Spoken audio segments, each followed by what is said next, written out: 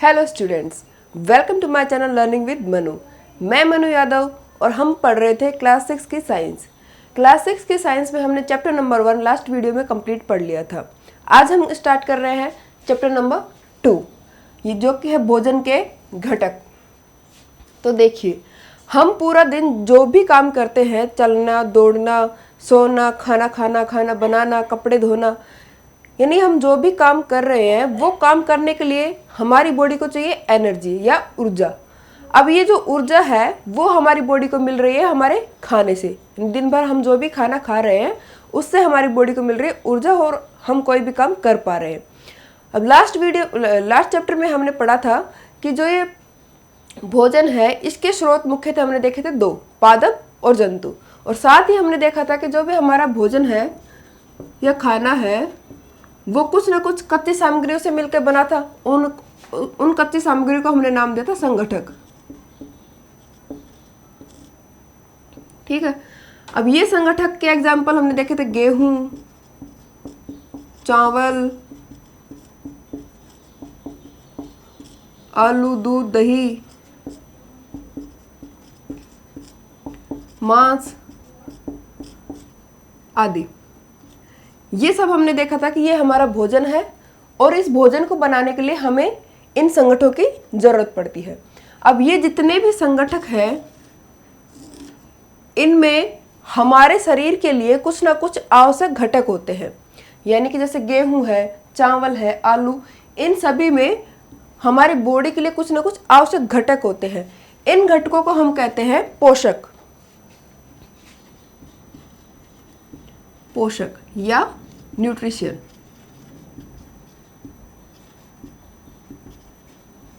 ठीक है, तो हमारा भोजन है, भोजन को बनाने के लिए हमें चाहिए कुछ ना कुछ रॉ मटेरियल।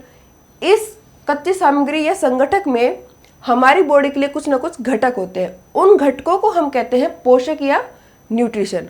अब हमारे खाने में मुख्य पोषक कौन कौन से हैं? हमारे खाने में मुख्य पोषक कार्बोहाइड्रेट, प्रोटीन, वसा, विटामिन, कुछ खनिज लवण और साथ ही कुछ रुक्षांश या आहारी रेशे और जल भी। तो ठीक है, इसको हम डिटेल से देखते हैं। अब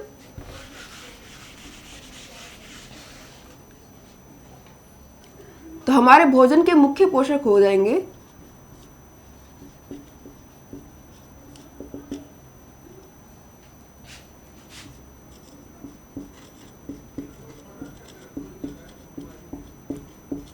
कार्बोहाइड्रेट, प्रोटीन, वसा, विटामिन, खनिज लवण,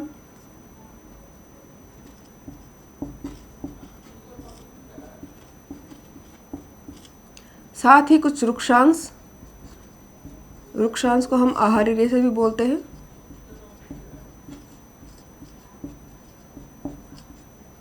और जल। तो हमारा जो खाना है उस खाने में मेनली ये न्यूट्रिशंस प्रेजेंट होते हैं। ठीक है, खनिज लवण को इंग्लिश में बोलते हैं मिनरल्स,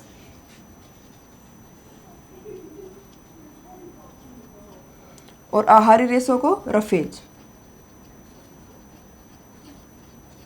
ठीक है, ये हो गया कार्बोहाइड्रेट, प्रोटीन, वसा, विटामिन, मिनरल्स या खनिज लवण और रफेज और वाटर। ये हो गए हमारे खाने के मुख्य पोषक। हमारा जो खाना है उसमें मुख्य पोषक हो गए कार्बोहाइड्रेट, प्रोटीन, वसा, विटामिन, खनिज लवण और रुक्षांश और जल।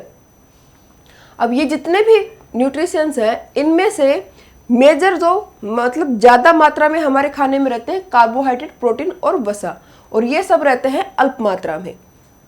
विटामिन, खनिज लवण और आहारी रेशे रहते हैं अल्प मात्रा में। अब हमें कैसे पता लगेगा कि हमारे खाने में इनमें से कौन सा न्यूट्रिशन प्रेजेंट है यानी उपस्थित है या और कौन सा नहीं? तो कार्बोहाइड्रेट, प्रोटीन और वसा के लिए कुछ सिंपल से टेस्ट हैं, तो इनको हम 1 बाय 1 देखते हैं।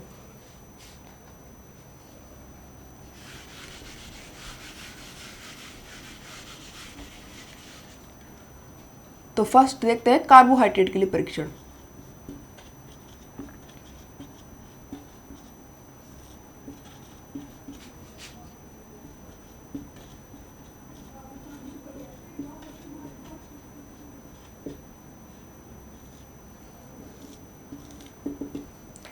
कार्बोहाइड्रेट के टेस्ट के लिए हमें चाहिएगा खाना हमारा, यानी जो जिस भी भोजन में हम टेस्ट करना चाह रहे हैं कि इसमें कार्बोहाइड्रेट है या नहीं, वो खाना लेंगे। और साथ ही हमें चाहिए होगा आयोडीन। अब ये आयोडीन है, ये क्या करता है, अगर किसी खाने में कार्बोहाइड्रेट प्रेजेंट होगा तो आयोडीन उसके साथ रिएक्शन करके नीला या काला रंग देगा, और यदि उसमें कार्बोहाइड्रेट एब्सेंट होगा तो वो कोई अलग कलर भी दे सकता है। यानी कि जो कार्बोहाइड्रेट हमारे खाने में प्रेजेंट होगा, कार्बोहाइड्रेट आयोडीन के साथ रिएक्शन करके ये देगा नीला या काला रंग, नीला या काला रंग। ठीक है, तो चलिए इस प्रैक्टिकल को हम करके देखते हैं। कार्बोहाइड्रेट के टेस्ट के लिए मैंने लिया है एक आलू, थोड़ा दूध और आयोडीन। अब इस आयोडीन को हम ड्रॉपर से दो या 3 बूंद लेके दूध में डालते हैं पहले।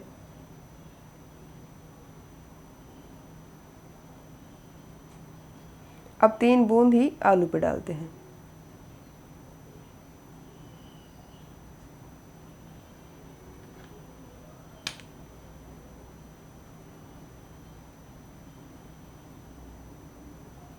अब आप देख सकते हैं कि जो दूध का कलर है वो हो गया डार्क ब्राउन, और जो आलू का कलर है वो हो गया नीला या काला।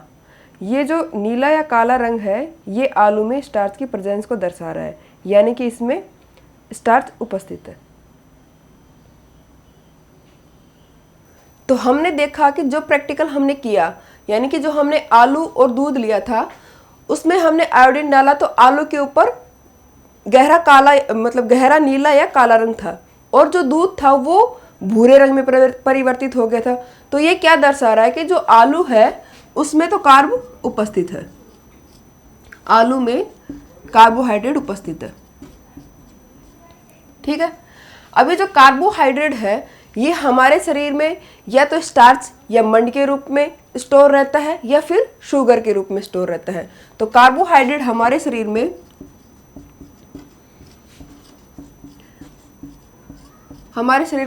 स्टोर रहेगा मंड, मंड को बोलते हैं स्टार्च, या फिर शुगर के रूप में स्टोर रहेगा, शुगर को बोलेंगे शर्करा। ठीक है, नेक्स्ट हम देखते हैं, तो कार्बोहाइड्रेट का परीक्षण हमने देख लिया। नेक्स्ट अब देखते हैं प्रोटीन के लिए परीक्षण।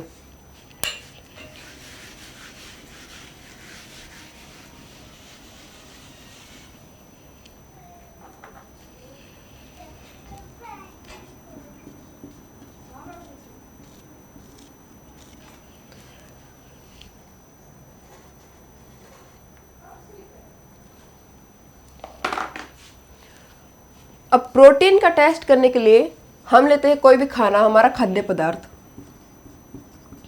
हमें चाहिएगा खाद्य पदार्थ। ठीक है, और साथ ही चाहिएगा कास्टिक सोडा, कास्टिक सोडा यानी NaOH, और हमें चाहिए होगा caustic soda copper sulphate,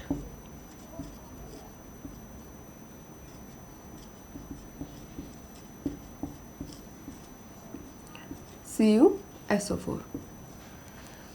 protein के टेस्ट के लिए खाद्य पदार्थ, कास्टिक सोडा और कॉपर सल्फेट चाहिएगा। ठीक है, अब हम क्या करते हैं, एक टेस्ट ट्यूब लेते हैं। इस टेस्ट ट्यूब में जिस भी खाद्य पदार्थ में हम प्रोटीन का टेस्ट करना चाह रहे हैं उस खाद्य पदार्थ को हल्का पीस लेंगे, यानी कि उसका चूर्ण बना लेंगे। ये चूर्ण डालेंगे हम एक टेस्ट ट्यूब में। अब इस टेस्ट ट्यूब में क्या करेंगे, ड्रॉपर से 2 बूंद डालेंगे कॉपर सल्फेट की, यानी कि इसमें डाल दिया हमने खाना प्लस 2 बूंद कॉपर सल्फेट CuSO4 की, और फिर हम डालेंगे 10 बूंद कास्टिक सोडा की।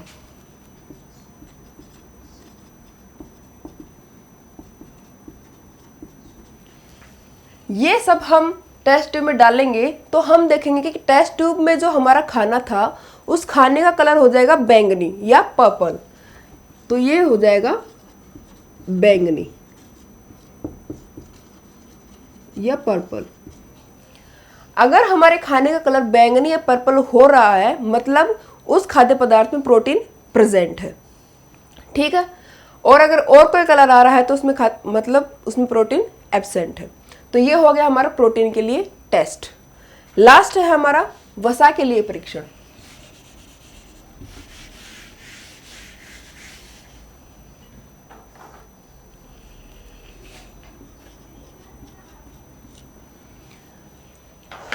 वसा या फैट के परीक्षण के लिए हमें क्या चाहिए, एक कागज चाहिए और उस कागज के ऊपर हम डालेंगे कोई भी खाद्य पदार्थ जिसमें हम टेस्ट करना चाह रहे हैं कि इसमें फैट प्रेजेंट है या नहीं। उस कागज को अब लपेट कर हल्का उसको प्रेस करेंगे चारों तरफ से और उस जो भी हमने खाद्य पदार्थ डाला था अब उसको निकाल देंगे। उसको निकालने के बाद आप कागज को ऐसे देखेंगे तो उसमें आपको कुछ तेल के धब्बे दिखाई देंगे। इसका भी प्रैक्टिकल हम करके देख लेते हैं। फैट या वसा के परीक्षण के लिए मैंने लिया है थोड़ा मूंगफली, जिसको थोड़ा दरदरा कूट लिया है कागज के ऊपर। अब इस कागज को ऐसे चारों तरफ से मोड़ेंगे और इसको हल्का सा प्रेस करेंगे।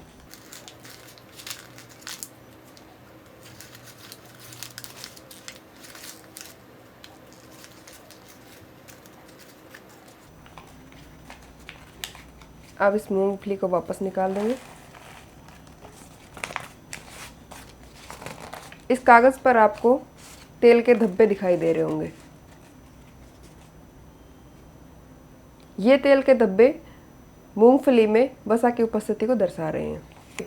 तो हमने देख लिया कि जो हमने मूंगफली ली थी दरदरी कुटी हुई, उसको हमने कागज में लपेटा, फिर हमने उसको निकाला तो देखा उसमें तेल के धब्बे बन रहे हैं, मतलब मूंगफली में तेल प्रेजेंट है या फैट प्रेजेंट है। ठीक है, चलिए अब हमने देख लिया कि हमारे जो भोजन होता है उसमें कुछ ना कुछ पोषक होते हैं।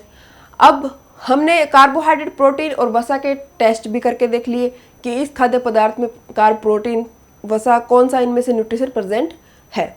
ठीक है, अब ये जितने भी न्यूट्रिशन या पोषक हैं वो हमारी बॉडी के लिए करते क्या हैं, मतलब जितने भी पोषक हैं उन पोषकों का सबका अलग अलग काम है। किसी का शरीर की वृद्धि के लिए आवश्यक है, कोई हमारे शरीर को ऊर्जा दे रहा है। तो हम देखते हैं कि अब ये जो जितने भी पोषक हैं वो हमारी बॉडी के लिए काम क्या करते हैं। तब इसको वन बाय वन देखते हैं। सबसे पहले हम देखते हैं कार्बोहाइड्रेट।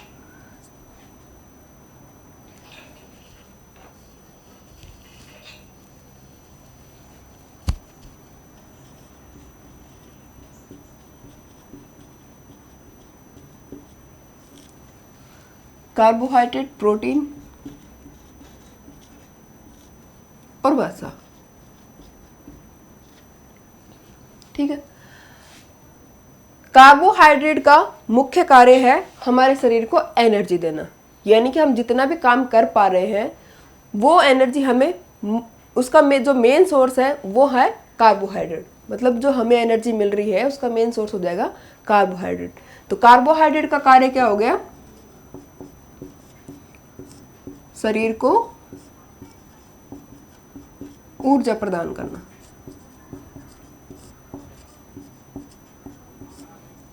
ठीक है,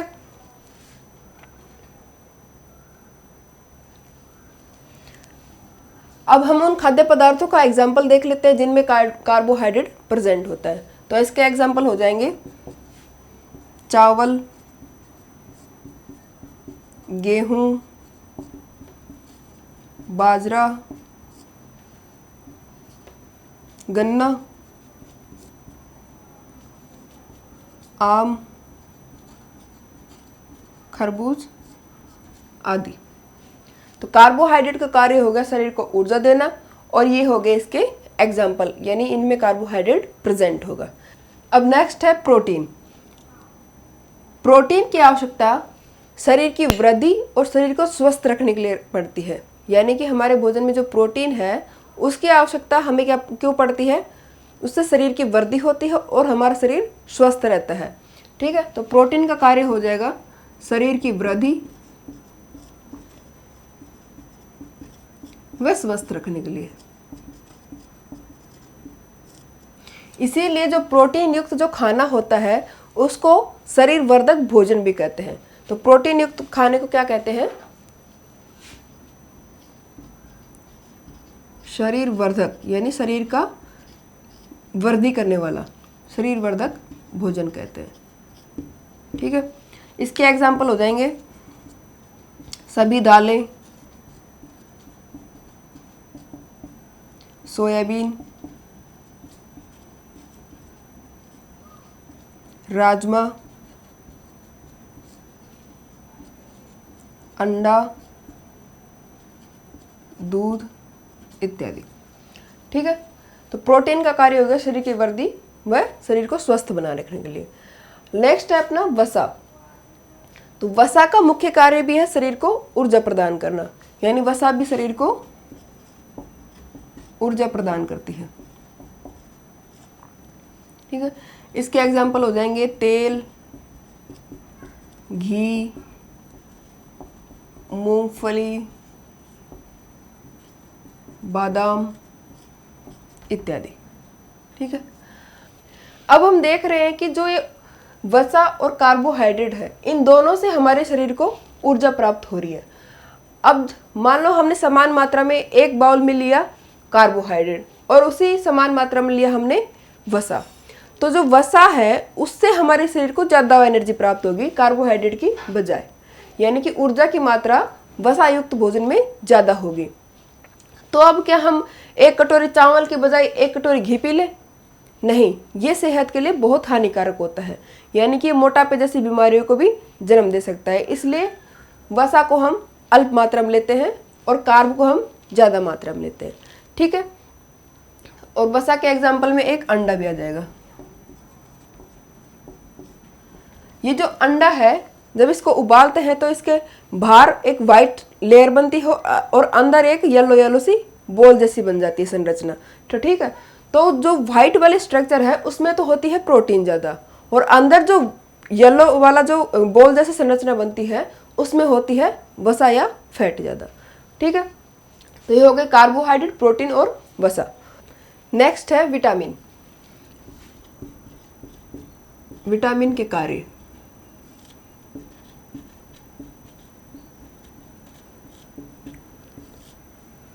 तो विटामिन का मुख्य कार्य होगा हमारे शरीर को विभिन्न रोगों से बचाना, यानी कि जितने भी बीमारियां हैं उनसे हमें बचाएगा विटामिन। तो हमारे खाने में विटामिन भी मस्ट है, यानी कि विटामिन भी जरूर होना चाहिए। तो विटामिन का मुख्य कार्य हो गया शरीर को रोगों से बचाना।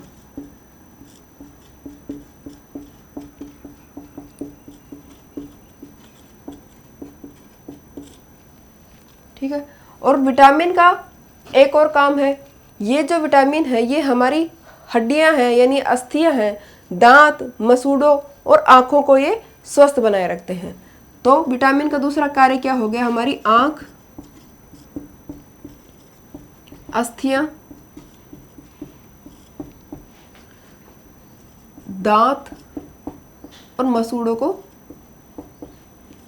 स्वस्थ बना के रखते हैं ये।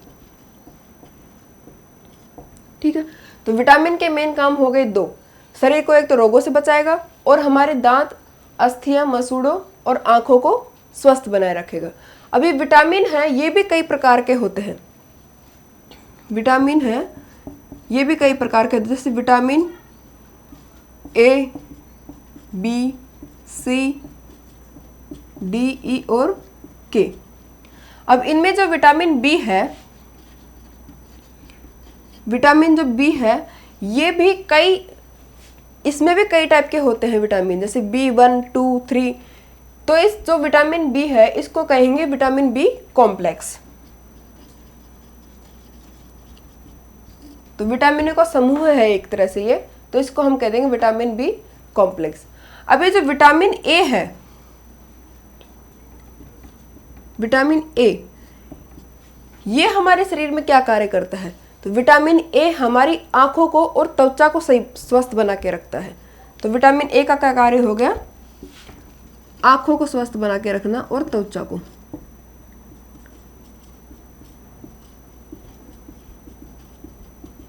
स्वस्थ बनाना। और विटामिन सी, विटामिन सी का कार्य है हमारे शरीर को रोगों से बचाना, यानी कि इम्यूनिटी के लिए हमें विटामिन सी युक्त भोजन लेना चाहिए। तो विटामिन सी का क्या कार्य हो गया? शरीर को रोगों से बचाना।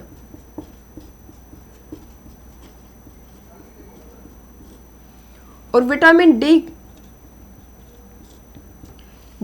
डी हमारे शरीर में क्या करता है कि जो हमारी हड्डियां हैं, दांत हैं, इनमें मुख्य होता है हमारा कैल्शियम। यानी कि कैल्शियम की मात्रा अगर सही रहेगी तो हमारी हड्डियां और दांत मजबूत या स्वस्थ रहेंगे।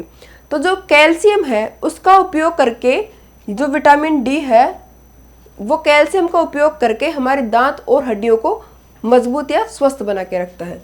तो विटामिन डी का कार्य हो गया कैल्शियम की सहायता से क्या करेगा? दांत और हड्डियों को या अस्थियों को स्वस्थ बना के रखेगा। ठीक है, तो विटामिन के कार्य हमने देख लिए। शरीर को रोगों से बचाएगा, साथ ही आंख, दांत, मसूड़ों को स्वस्थ रखेगा। तो आंख और त्वचा के लिए हो जाएगा विटामिन ए, और रोगों से बचाएगा यानी इम्यूनिटी बढ़ाएगा विटामिन सी, और विटामिन डी का मुख्य कार्य हो जाएगा दांत व अस्थियों को स्वस्थ बनाए रखना। अब इनके एग्जाम्पल देखना चाहें तो हम विटामिन ए के एग्जाम्पल हो जाएंगे आम, गाजर, पपीता। इसके एग्जाम्पल हो जाएंगे आम, गाजर,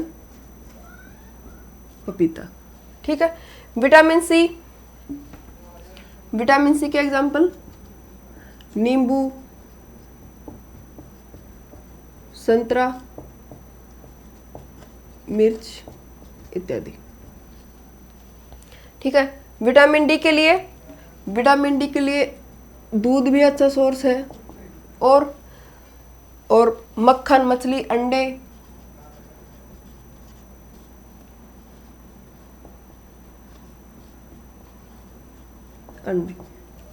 तो हमारे भोजन में विटामिन के लिए ये सब चीजें शामिल होनी चाहिए। ठीक है। तो हमने देख लिया कार्बोहाइड्रेट, प्रोटीन, वसा और विटामिन के कार्य। नेक्स्ट है खनिज लवण या मिनरल्स।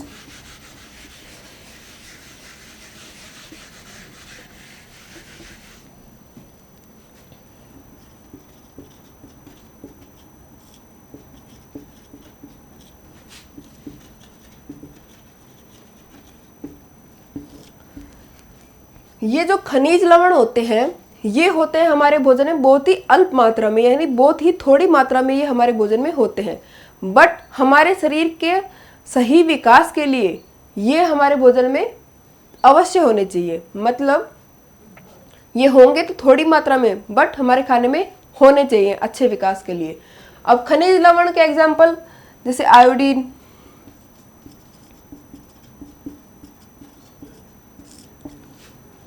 लौह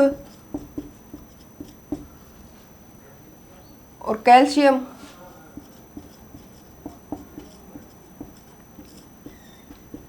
इत्यादि। ठीक है। तो खनिज लवण अल्प मात्रा में होते हैं बट हमारे खाने में वो उपस्थित होने चाहिए। और खनिज लवण के अलावा हमारे भोजन में होना चाहिए रुक्षांश या आहार्य रेशा या रफेज। ये जो रफेज या रुक्षांश होते हैं इनमें हमारे बॉडी के लिए कोई न्यूट्रिशन नहीं होता, मतलब इनसे हमें कोई पोषक नहीं मिलता, पर फिर भी हमारे भोजन में रुक्षांश होने चाहिए। ऐसा क्यों? क्योंकि ये जो रुक्षांश होता है इसका काम क्या है, हमारे शरीर में जो हम खाना खाते हैं उसमें से जो हमारे काम का खाना है उससे जो एनर्जी मिली उसको हमारा शरीर क्या करेगा? एब्जॉर्ब कर लेगा। यानी कि जो काम का न्यूट्रिशन है उसको हमारा शरीर एब्जॉर्ब कर लेगा, और जो वेस्ट या जो मतलब खाने का वेस्ट बच गया उसको क्या करेगा? हमारा शरीर बॉडी से बाहर निकाल देता है। अब वो जो वेस्ट जो खाना है उसको बॉडी से बाहर निकालने के लिए ये रुक्षांश या रफेज मदद करता है। तो मतलब जो हमारा बिना पचा भोजन है उसको शरीर से बाहर निकालने के लिए रुक्षांश मदद करते हैं। तो हमारे भोजन में रुक्षांश भी अवश्य होने चाहिए। तो रुक्षांश का क्या कार्य हो गया? बिना पचे भोजन को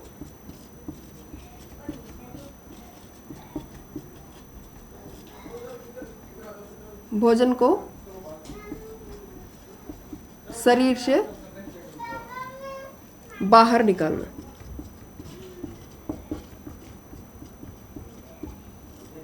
ठीक है, खनिज लवण हो गया और उक्षांश हो गया। लास्ट है पानी।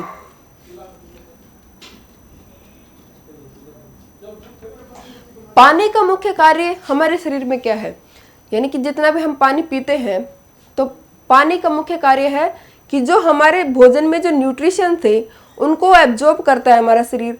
तो वो जो न्यूट्रिशन को एब्जॉर्ब करता है वो उसमें मदद करता है जल या पानी। यानी कि हमारे खाने में से जो पोषक तत्व थे उनको अवशोषित करने में पानी मदद करता है। तो पानी का मुख्य कार्य क्या हो गया, जो भी हमारे भोजन में पोषक हैं, पोषक को अवशोषित करने में।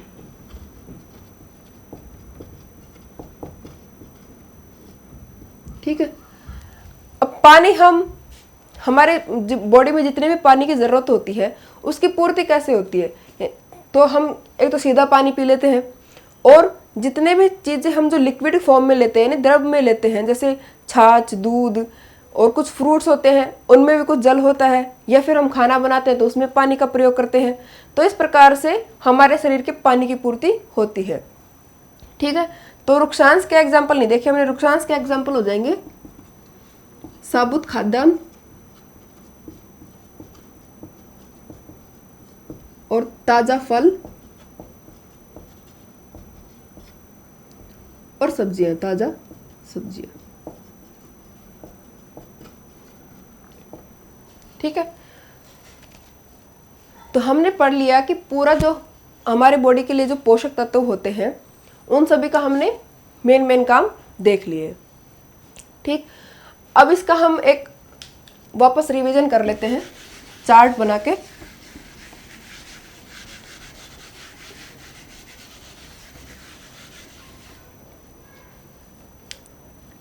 तो ये है हमारा फूड या खाना। इस फूड में क्या होगा, विभिन्न न्यूट्रिशन या पोषक होंगे। तो हम लिखते हैं कार्बोहाइड्रेट,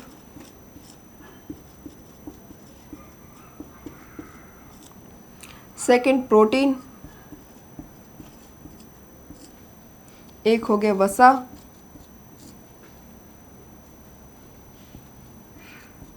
खनिज लवण, और क्या था, विटामिन,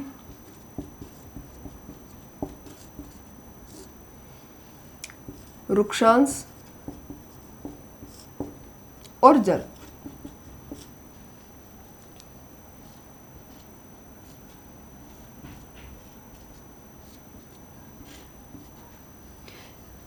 तो ये हो गया हमारा भोजन और ये इसमें उपस्थित सभी न्यूट्रिशन या पोषक तत्व। अब इनके कार्य देखते हैं। तो कार्बोहाइड्रेट का मेन कार्य क्या था, शरीर को ऊर्जा प्रदान करना। कार्बोहाइड्रेट का मेन काम है शरीर को ऊर्जा प्रदान करना। ठीक है, और प्रोटीन का मेन कार्य क्या था, प्रोटीन का मेन कार्य था शरीर की वृद्धि और शरीर को स्वस्थ बनाने के लिए। तो प्रोटीन का मेन कार्य हो जाएगा शरीर की वृद्धि के लिए।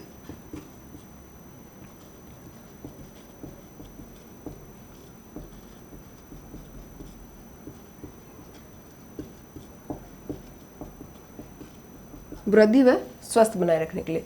इसी प्रकार वसा, तो वसा का मेन कार्य हमने देखा था, वसा का कार्य भी क्या था, शरीर को ऊर्जा प्रदान करना।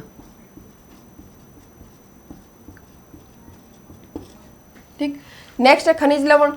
खनिज लवण हमारे शरीर में होने चाहिए अल्प मात्रा में, पर जरूरी है खनिज लवण प्रेजेंट होना भी हमारे खाने में। तो खनिज लवण भी अल्प मात्रा में प्रेजेंट होने चाहिए और इसका भी कार्य क्या है, शरीर को स्वस्थ बनाए रखने के लिए।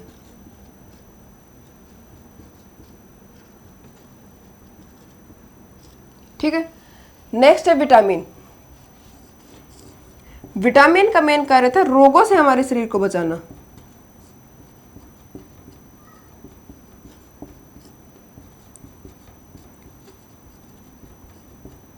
रोगों से हमारे शरीर को बचा, तो विटामिन को हम कह सकते हैं इम्यूनिटी बूस्टर, यानी कि हमारी इम्यूनिटी को बूस्ट कर देगा।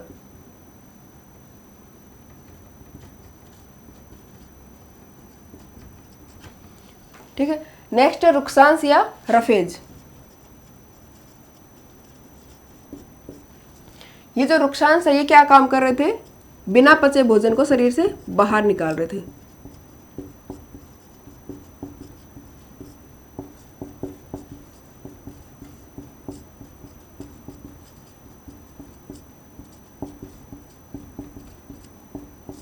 ठीक है, और नेक्स्ट है जल या वाटर। तो जल का कार्य था आवश्यक पोषक को अवशोषित करना, भोजन से आवश्यक पोषकों को अवशोषित करना।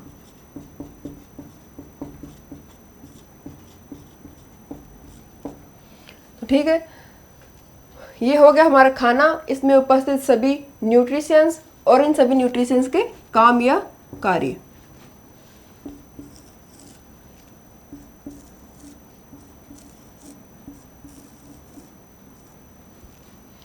ठीक है, तो हमारे भोजन में ये सभी न्यूट्रिशंस प्रेजेंस होने चाहिए और सबके अलग अलग कार्य हैं। ठीक है, अब नेक्स्ट टॉपिक आता है संतुलित आहार। अब आहार क्या होता है? आहार होता है हम पूरा दिन में जितना भी खाना खाते हैं, यानी जितना भी खाना खाया, पानी पिया, जो भी हमने खाया वो सब हो जाएगा हमारे पूरे दिन का आहार। अब संतुलित आहार क्या हो जाएगा? संतुलित आहार का मतलब है कि ऐसा आहार या भोजन जिसपे ये सभी जो न्यूट्रिशंस हैं ये सब उपस्थित होने चाहिए, और उपस्थित होने के साथ ही सही मात्रा में उपस्थित होने चाहिए, यानी कि ना कोई ज़्यादा होना चाहिए ना कोई कम होना चाहिए। संतुलित आहार।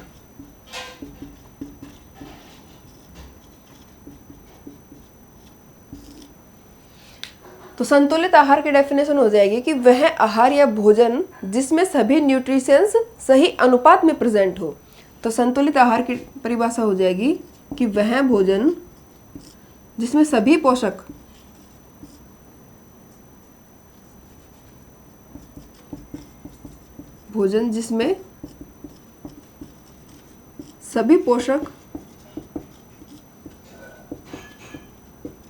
आवश्यक अनुपात में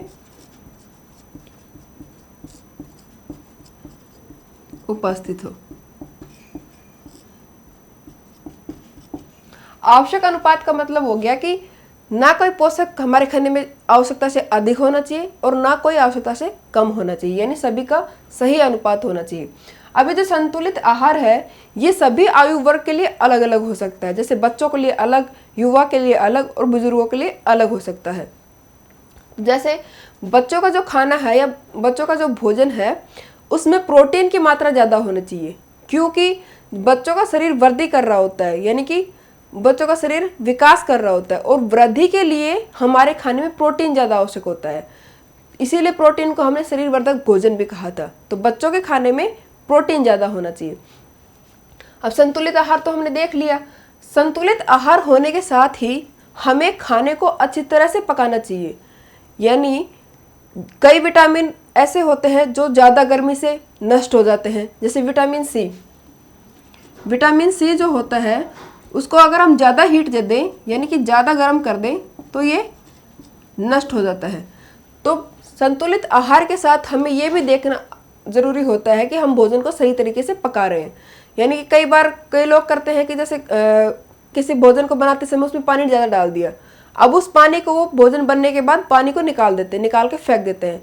तो वो क्या होगा, उस पानी में मुख्य जो खनिज लवण है, विटामिन है, कई जो उसमें न्यूट्रिशंस प्रेजेंट हैं वो उस पानी के साथ ही बाहर निकल जाएंगे, यानी कि वो हमें खाने में नहीं मिलेंगे न्यूट्रिशंस। तो खाने का संतुलित आहार होने के साथ ही उसको सही तरीके से पकाना भी चाहिए। ठीक है, और जितने भी फल और सब्जियां हम खाते हैं उनको कभी भी छिलका उतार के नहीं धोना चाहिए, क्योंकि छिलका उतार के धोने से कई विटामिन ऐसी होती है जो जल में घुलनशील होती है, यानी कि वो जल के साथ आसानी से घुल जाती है। तो हमने क्या किया, किसी भी फ्रूट को अगर छिलका उतार के धोया तो उसमें से जो विटामिन उपस्थित है, विटामिन जो बी और विटामिन सी, ये दोनों होते हैं जल में घुलनशील।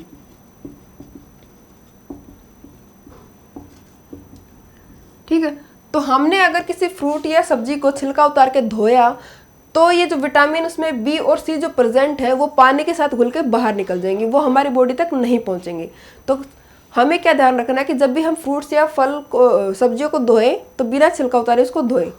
इसी तरह अगर चावल और दाल को भी अगर बार बार धोएंगे तो भी उसमें से मुख्य पोषक निकल सकते हैं। ठीक है, तो खाना हमारा संतुलित आहार होने के साथ ही सही तरीके से पकाना, सही तरीके से उसको धोना, ये सब भी उतना ही आवश्यक है। ठीक, नेक्स्ट है हमारा आपका लास्ट टॉपिक है इसमें, अभावजन्य रोग।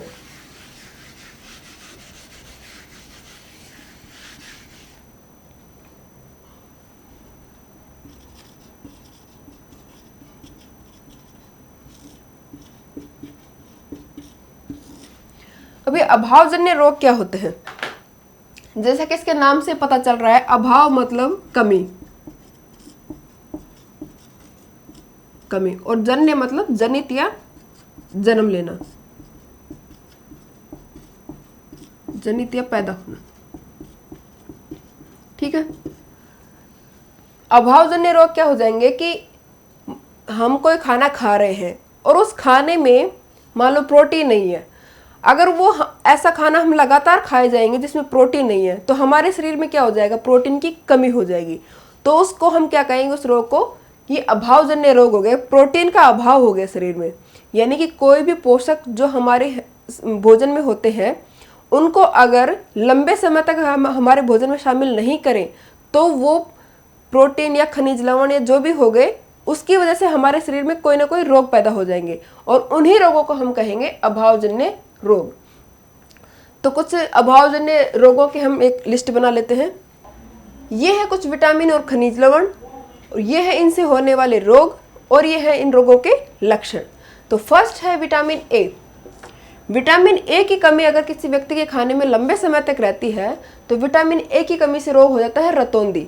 रतौंधी रोग में क्या होता है, व्यक्ति को रात को दिखाई देना बंद हो जाता है। यानी कि रतौंधी के लक्षण हो गए रात में कम दिखाई देना। और अगर यदि लंबे समय तक उसके खाने में विटामिन ए की कमी रहती है तो उसको कभी कभी दिन में भी दिखाई देना बंद हो जाता है। नेक्स्ट है विटामिन बी। विटामिन बी की कमी से होने वाले रोग को कहते हैं बेरी-बेरी। अब बेरी-बेरी रोग में क्या होता है कि पेशियां जो होती है हमारी वो दुर्बल हो जाती हैं, यानी कि पेशियां कमजोर हो जाती है और काम करने में ऊर्जा की कमी, यानी कि हम कोई भी काम करेंगे तो हमें एनर्जी की कमी महसूस होगी, यानी कि बॉडी को ऊर्जा की कमी महसूस होगी। ये हो गया विटामिन बी की कमी से रोग। नेक्स्ट है विटामिन सी। विटामिन सी की कमी से रोग होता है स्कर्वी। स्कर्वी रोग में क्या होता है, मसूड़ों से खून निकलने लगता है, यानी कि जिस व्यक्ति को स्कर्वी रोग होगा उसके मसूड़ों से खून निकलने लगता है और अगर कभी चोट लग गई तो उसके घाव को भरने में भी ज़्यादा टाइम लगेगा। ठीक है, तो ये हो गया स्कर्वी रोग, लक्षण हो गए मसूड़ों से खून निकलना और घाव बनने में अधिक समय लगना। लास्ट है विटामिन डी।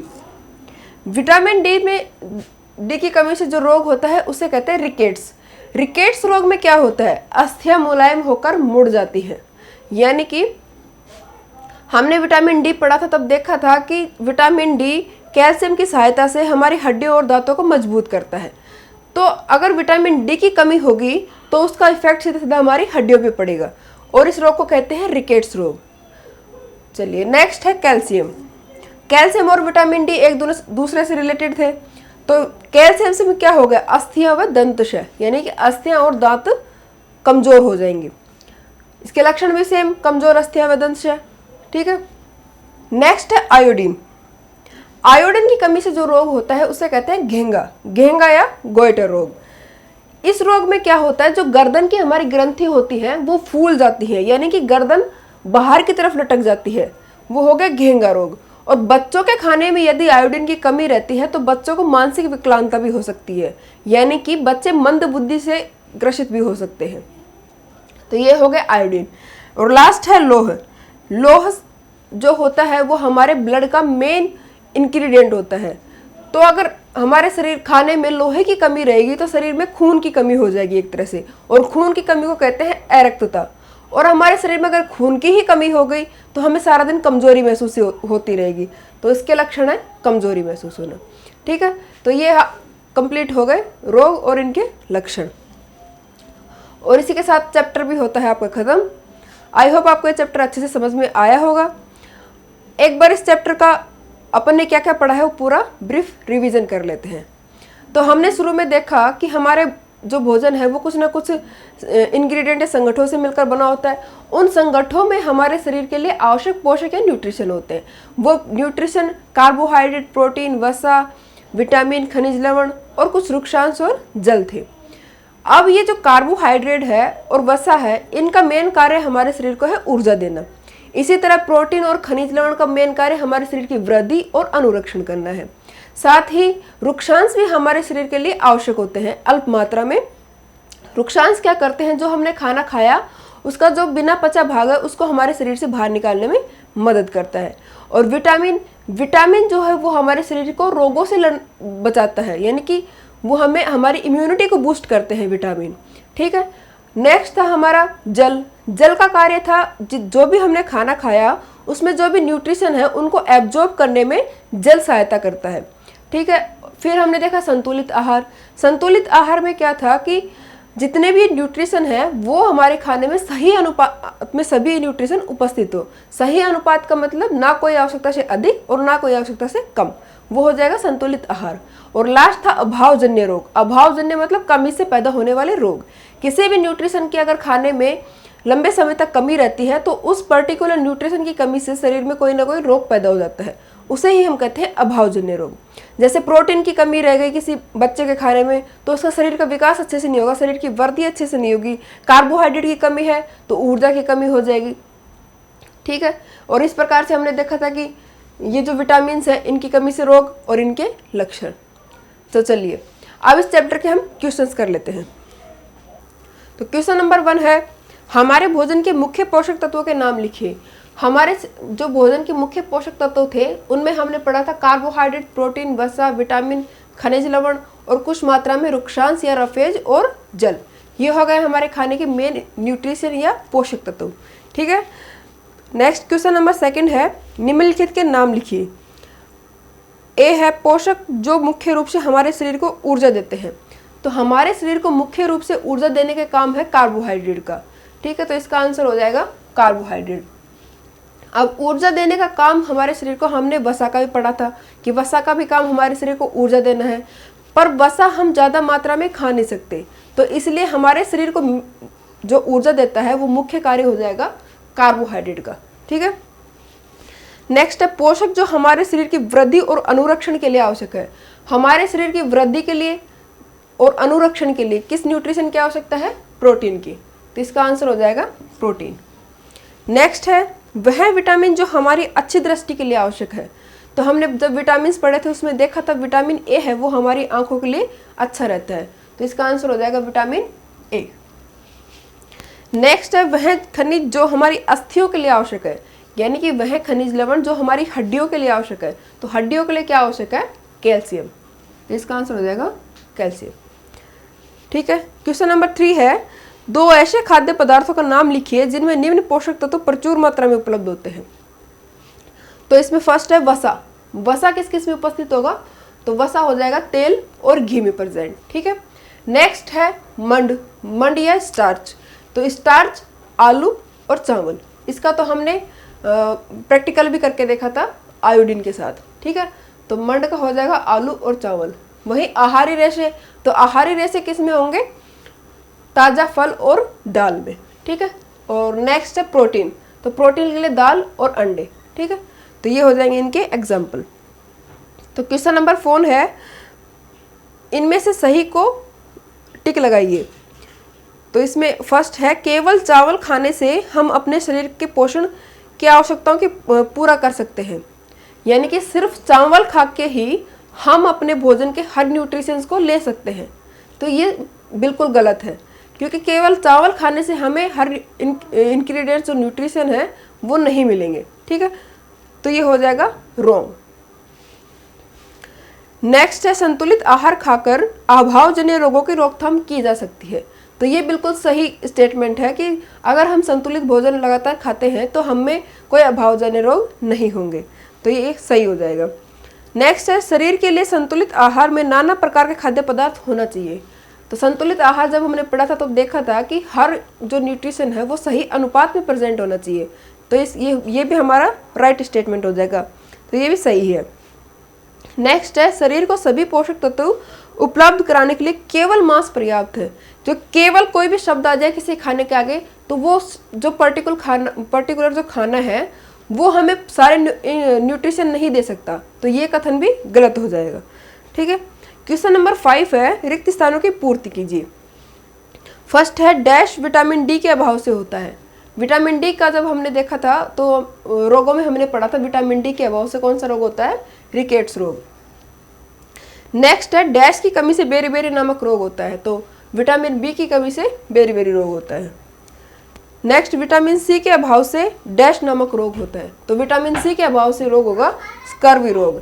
स्कर्वी रोग में क्या होता है कि जिन लोगों के खाने में विटामिन सी की कमी रहती है उन लोगों का क्या होता है, मसूड़े से खून आने लगता है, तो वो उस रोग को कहते हैं स्कर्वी रोग। ठीक है।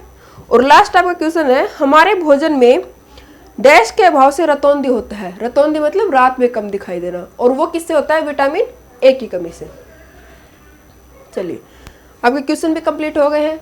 आई होप आपको ये चैप्टर अच्छे से समझ में आया होगा। अगर आपको मेरी वीडियो पसंद आ रही है तो लाइक करें, कमेंट करें और शेयर करें, और चैनल को सब्सक्राइब करें। Thanks for watching my video.